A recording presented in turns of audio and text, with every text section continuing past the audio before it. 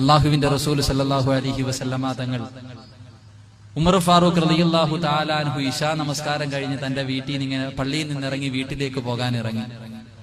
പെങ്ങന്മാരൊക്കെ നല്ല കേൾക്കണം.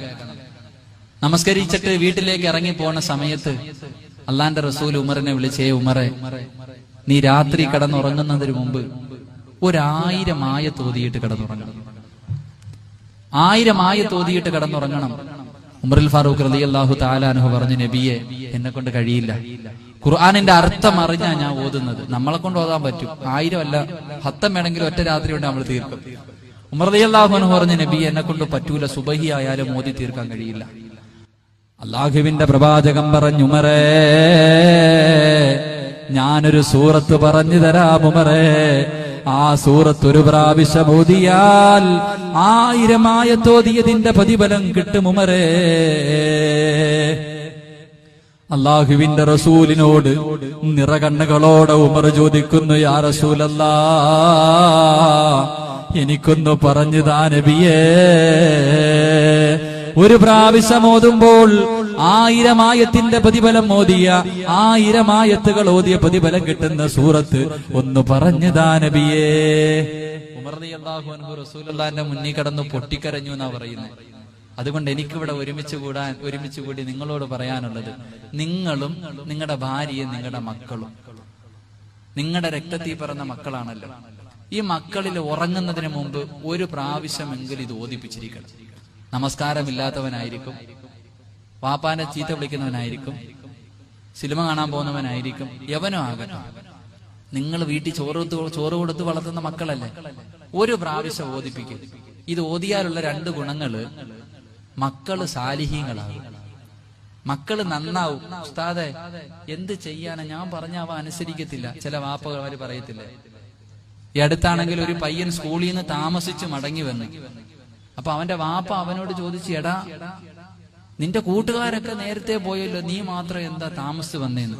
ആ മകൻ പറഞ്ഞ മറുപടി, പന്നികളൊക്കെ കൂട്ടമായിട്ട് പോകും, സിംഹം തനിച്ചേ വരത്തുള്ളൂ. അവന്റെ കൂട്ടുകാരൊക്കെ പന്നികളാ, അവര് കൂട്ടമായിട്ട് പോകും. ഞാൻ സിംഹം, ഞാൻ തനിച്ചാ വരുന്നെന്ന് വാപ്പയോടാ പറഞ്ഞു. അപ്പൊ വാപ്പ എത്ര നല്ല മനുഷ്യനായിരിക്കും. അപ്പൊ ഇങ്ങനെയുള്ള മക്കളൊക്കെ ഉണ്ടെങ്കിൽ ഇതൊന്നും പഠിപ്പിക്കണം. ഇത് പഠിപ്പിച്ചാൽ മക്കള് നേരെയാകും. എന്റെ പ്രിയപ്പെട്ട പെങ്ങന്മാരോട് പറയാനുള്ളത്, പെമ്പിള്ളാരെയൊക്കെ ഇത് പഠിപ്പിക്കണം. കാരണം ഒളിച്ചോടി പോകുന്ന കാലമാണല്ലോ, കുറച്ച് ഈമാനൊക്കെ ഉണ്ടാവും. ഇങ്ങനെ ഈ സൂറത്ത് നിത്യമായിട്ട് ഓതുന്നതിന്റെ പേരിലെങ്കിലും ഒരുത്തൻ വിളിക്കുമ്പോ പറയും, പോടാ ചങ്ങാതി, എന്റെ വാപ്പ കരയും ഉമ്മ കരയുന്നെങ്കിലും പറഞ്ഞ് നിന്റെ കൂടെ നിൽക്കും. അതുകൊണ്ട് എല്ലാവരും നിങ്ങളുടെ മക്കളെ പഠിപ്പിക്കണം. എത്രയോ ഗാനങ്ങള്, എത്രയോ ആൽബത്തിന്റെ സോങ്ങുകൾ കാണാതറിയുന്ന മക്കളാണ്. അള്ളാഹുവിന്റെ പരിശുദ്ധമായ ഖുർആനിൽ 5 or 6 വരിയുള്ള ഒരു സൂറത്ത് അള്ളാഹുവിന്റെ റസൂല് ഉമറിനോട് പറയുന്നു, ഉമറേ, ഒരു പ്രാവശ്യം ഓതിയിട്ടുറങ്ങണേ ഉമറേ. ഉമർ ചോദിക്കുന്നു, നബിയേ, ഏത് സൂറത്താണ് നബിയേ? ബിസ്മില്ലാഹിർ റഹ്മാനിർ റഹീം. അൽഹാകുമുത് തകാസുർ ഹത്താ സുർതുമുൽ മകാബിർ. കല്ലാ സൗഫ തഅലമൂന സുമ്മ കല്ലാ സൗഫ തഅലമൂൻ. കല്ലാ ലൗ തഅലമൂന ഇൽമൽ യഖീൻ ലതറവുന്നൽ ജഹീമ സുമ്മ ലതറവുന്നഹാ